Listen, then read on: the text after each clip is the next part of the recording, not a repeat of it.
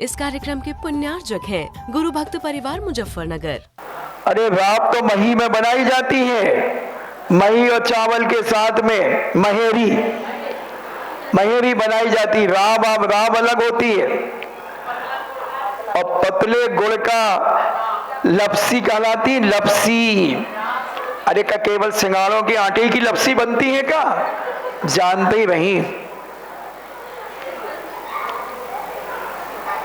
और पतला दलिया, दूध दलिया और बिया की खीर, क्योंकि बिया चिकने चिकने होते हैं, वो सट अंदर चले जाएंगे। और अच्छे उबलते हुए गाय के शुद्ध दूध में बिया उबाल करके बिया उबाले और बिया की खीर बनाई, उसमें अच्छी चिरौंजी डाली, नारियल घिस के डाला, थोड़ी सी किशमिश डाली, थोड़ा मीठा डाला और सारी जो चीजें डलती हैं वो सब डाली। किसी के मुंह में पानी तो नहीं आ गया? हाँ, खबोड़े भी तो बैठे हैं। और सारे श्रावक बड़े उत्साह और भक्ति के साथ, हे स्वामी नमोस्तु नमोस्तु नमोस्तु, हे स्वामी नमोस्तु नमोस्तु नमोस्तु, अत्रो अत्रो अत्रो, तिष्ठो तिष्ठो तिष्ठो, मन शुद्धि, वचन शुद्धि, काल शुद्धि, आहार जल शुद्ध है। स्वामी भूमि शुद्धि, भूमि शुद्धि तो कोई बोलते ही नहीं। भूमि शुद्धि, जिस भूमि पे हम ले जा रहे हैं भगवान, वो शुद्ध है। अभी तो तुमने मन शुद्ध, वचन शुद्ध, काय शुद्ध और जो भोजन बनाया है वो शुद्ध कह दिया। अब जिस भूमि पे ले जा रहे हो वो भी शुद्ध बोलना चाहिए। जमीन जो रास्ता है, भूमि शुद्धि, भूमि शुद्धि। महाराज तो अपने 4 हाथ जमीन देख करके चलेंगे ही चलेंगे, मगर तुम्हें भी नीचे देख करके चलना चाहिए। तुम तो नाली के पानी पे, कचरे पे भागते चले जाते हो। ये विवेक का अभाव है। और अगर चले भी गए हो तो खूब रगड़ करके पैर धोना चाहिए। पूरे एड़ी पंजे, एक पंजे पे दूसरा पंजा रख करके और रगड़ के पैर धोना चाहिए, क्योंकि शरीर का सबसे गंदा स्थान ये पैर होते हैं। और नंगे पैर तुम जो रोड पर जा रहे हो तो तुम्हें कोई भी गंदगी तुम्हारे पैर में लग सकती है। कोई मरा हुआ बरसात में चींटा मकोड़ा चिपक सकता है और आपने पैर में एक चुल्लू पानी डाला और वो दौड़ गए। ऐसे पापियों को इतना पाप लगता है, इनको रंच मात्र पुण्य नहीं लगता बंधुओं, क्योंकि अशुद्ध काया में जा रहे हैं और साधु के साथ छल कर रहे हैं। मन शुद्धि, वचन शुद्धि, काय शुद्धि कह रहे हैं और काय पूरी की पूरी अशुद्ध है। रास्ते में लोगों के थूक खकाल पड़े रहते हैं, उस पे पैर रख जाता है।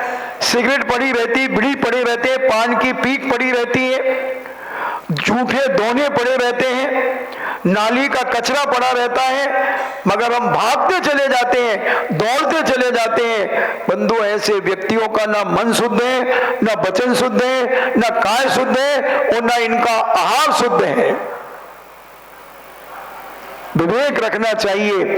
इसलिए दाता के 7 गुणों में एक विवेक शब्द आता है, और जिस श्रावक में ये विवेक नहीं है वो आहार देने का अधिकारी नहीं है बंधुओं। वो स्वयं के साथ धोखा कर रहा है और साधु के साथ झूठ बोल रहा है, साधु को झूठ बोल करके शुद्धि बोल रहा है। विवेक बहुत बड़ी बात है। और जिनके चौके लगाने वाले और सुने कि जब आप अपने घर में ले जाते हैं तो वहां एक गीला कपड़ा बिछा दें। जिनके नीचे ही आहार करना है, पहले ही कमरे में सारे पैर के पूरे पांव पूरा गंदा कमरा हो जाता है, वहां एक अच्छा मोटा कपड़ा गीला करके बिछाना चाहिए और जो श्रावकों को उसमें पैर पहुंच करके अंदर जाना चाहिए।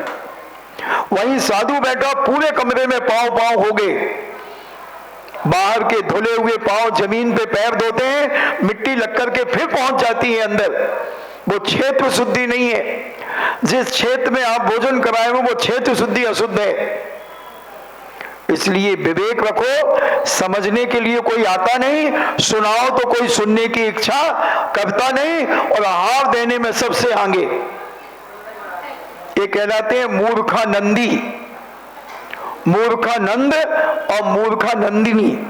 मूर्खानंदिनी जो भी इस प्रकार की अशुद्धि करता है वह मूर्खानंदिनी है। आज टाइटल मिला मूर्खानंदिनी, अपने आप में लिखना, I am Murkhanandini, this is a मूर्खानंदिनी।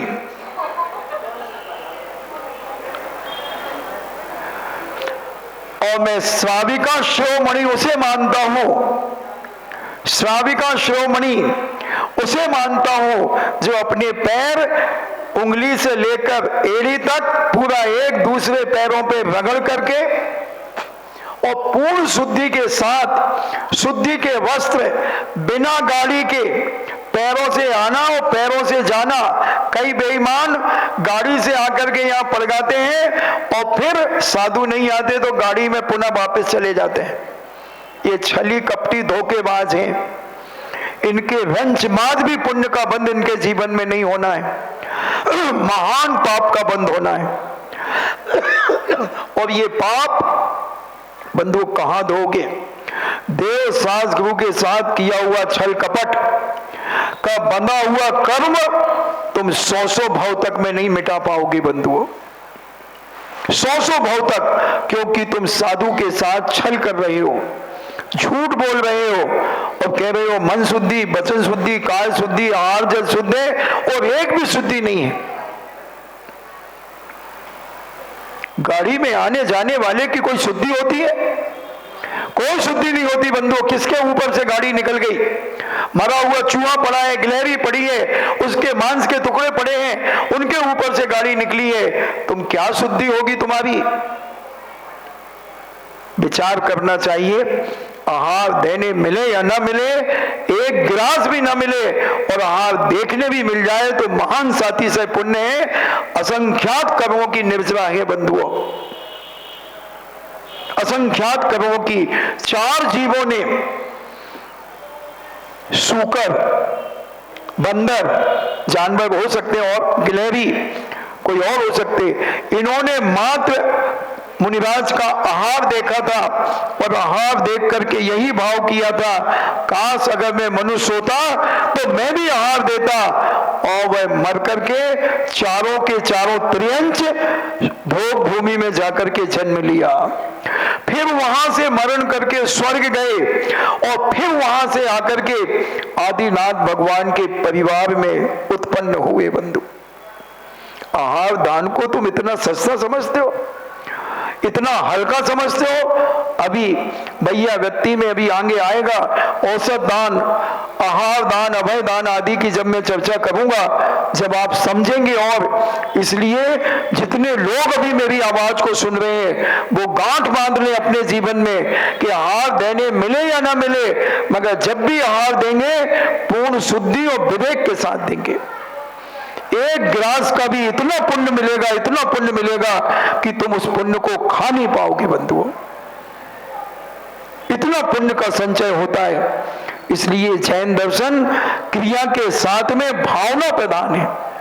अगर क्रिया में हमारी भावना और पवित्र हो गई और हमारी क्रिया पवित्र हो गई तो सोने में सुहागा हो गया।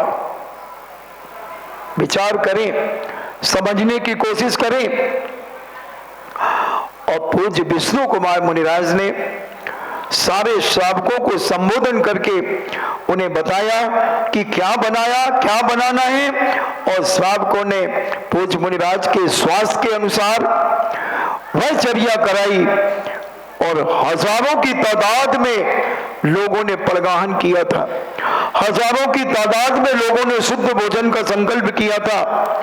क्योंकि समझदार परिवार वह होता है कि वो संकल्प करता है कि जब तक हमारे नगर में साधु संत होंगे तब तक हम शुद्ध भोजन करेंगे, कोई चौकर लगाने की जरूरत नहीं है। कोई विकल्प करने की जरूरत नहीं है कि 18 दिन हो गए, कि 25 दिन हो गए, कि 35 दिन हो गए, कि 6 महीना हो गए, क्योंकि जब तक साधु रहेगा अपन को शुद्ध भोजन करना है और 9:30-10 बजे कलश लेके खड़े हो जाना है। अपन ने तो अपने लिए बनाया है, साधु आ जाए तो ठीक, नहीं तो स्वयं सागर और स्वयं मती के हार तो होंगे ही होंगे। बहुत श्रावक ऐसा साथी से पुण्य कमाता है बंधुओं, प्रतिदिन आहार दान देने का पुण्य कमाता है, प्रतिदिन। भरत चक्रवर्ती ने यह नियम लिया था। जब आदिनाथ स्वामी को 7 महीने 8 दिन तक आहार नहीं मिला, तब भरत चक्रवर्ती ने यह संकल्प किया, जब राजा सोम और श्रेयांश के आहार हुआ, कि आज के बाद मैं संपूर्ण, जब तक मेरा जीवन गृहस्थ का रहेगा, प्रतिदिन पड़गाहन करूंगा। अभी भी बहुत सारे जबलपुर में ऐसे परिवार हैं कि जो प्रतिदिन 10 बजे, पौने 10 बजे अपने घर के सामने खड़े होते हैं, कलश लेकर के, शोले के कपड़े पहनकर 5 मिनट खड़े होते हैं, इधर देखते हैं, इधर देखते हैं, और आकाश मार्ग में देखते हैं कि कोई चारण विद्याधारी मुनिराज निकल रहे होंगे, धन्य प्रभु, और ऐसा भाव करके वह अपने घर में जाते हैं और मन मार के कहते हैं, आज मैं दुर्भागा अपनी चंचला लक्ष्मी के 2 दाने किसी त्यागी व्यती साधु संत को नहीं दे पाया। अपने बेटों से कहती हैं, बेटा देखो मंदिर में कोई त्यागी व्यती तो नहीं है, और त्यागी व्यती अगर हो तो उनको भोजन के लिए ले आना, और नहीं कोई बाहर का यात्री भी अगर मंदिर में धर्मशाला में रुका हो तो उनसे कहना, भाई साहब हमारे यहाँ भोजन के लिए चलिए। ऐसे सम्यक दृष्टि धर्मात्मा जीव होते हैं। क्यों नहीं कमाएंगे साथी से पुण्य, क्यों नहीं मिलेंगी सारी सुविधाएं, क्यों नहीं उनके अंदर धर्म के प्रति बड़े बड़े दान देने के भाव क्यों नहीं आएंगे? हमने तो धर्म को मजाक समझ लिया है। गाड़ियों में आकर के, हे स्वामी नमोस्तु नमोस्तु नमोस्तु, ये पाखंड है, ये धर्म नहीं है बंधुओं, ये धर्म के खंड खंड करने का तरीका है। विष्णु कुमार महाराज श्रावकों को हजारों की तादाद में लोगों ने पड़गाहन किया, हजारों परिवारों में पड़गाहन हुए, हजारों क्या जितने समाज के घर थे हर घर में पड़गाहन हुआ। जैसे बताते सागर में 18,000 कुछ घर हैं जैन समाज के, 18,000 कुछ संख्या है, 18,500 या 400 ऐसे कुछ घर हैं पूरे सागर में। तो मैंने अभी, बच्चे बैठते हैं जिज्ञासाएं करते हैं, तो मैंने कहा था कि अगर 18,000 परिवारों में 10,000 परिवारों में झाड़ू पोछा लगाने वाली बाइयां होंगी, बर्तन मांजने वाली होगी, कपड़े धोने वाली होगी, प्रेस करने वाली होगी, और कुछ परिवारों में भोजन बनाने वाली भी होगी, और एक एक घर से कम 10-10 हजार रुपया इनमें चला जाता होगा। और अगर हम 5,000 परिवार का भी माने, सुने सुने, अगर हम 18,000 में से 5,000 परिवार का भी माने कि 10,000 परिवारों में, और एक घर से 10,000 लगता, मैं 5,000 मानता हूं, 50 करोड़ रुपया महीना जैन समाज का फालतू में जा रहा है, केवल झाड़ू पोछा बर्तन में 50 करोड़ रुपया महीना, केवल 10,000 परिवारों का। 8-8,500 मैंने छोड़ दिए कि उनके घरों में नहीं होंगी बाइयां, नहीं काम करने वाले नहीं होंगे, केवल घर के, दुकान के नहीं। बोलो 5,000 रुपया महीना तो लग ही जाता होगा आराम से, बर्तन वाली, झाड़ू पोछा वाली, कपड़े वाली, प्रेस वाली, आराम से बोलो 50 करोड़ रुपया महीना तुम्हारा यूं जा रहा है। और यही 50 करोड़ रुपया महीना एक महीने का एक मंदिर को दे दिया जाए, मंदिर सोने के हो जाएंगे। 65 मंदिर 65 महीनों में विशाल और सोने के हो जाएंगे बंधुओं। केवल काय का पैसा बच रहा है? तुम्हारे प्रमाद और आलस का। तुम्हारे प्रमाद और आलस का।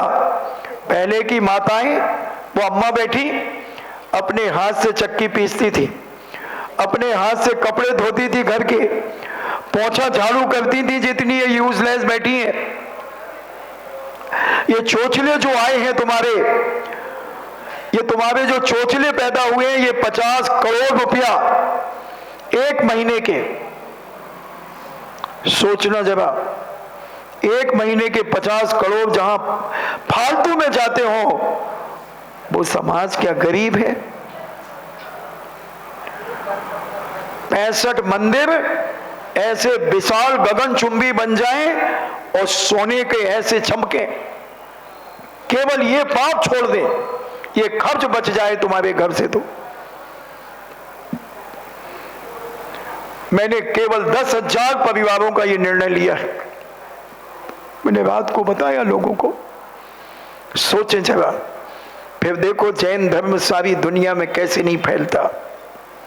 हर व्यक्ति जैन धर्म को स्वीकार करेगा और तुम्हें कितना साथी से पुण्य मिलेगा, कितना साथी से पुण्य कि तुम 100 भाव तक इस पुण्य को नहीं भोग पाओगे। इतना पुण्य का बंद होगा बंधुओं।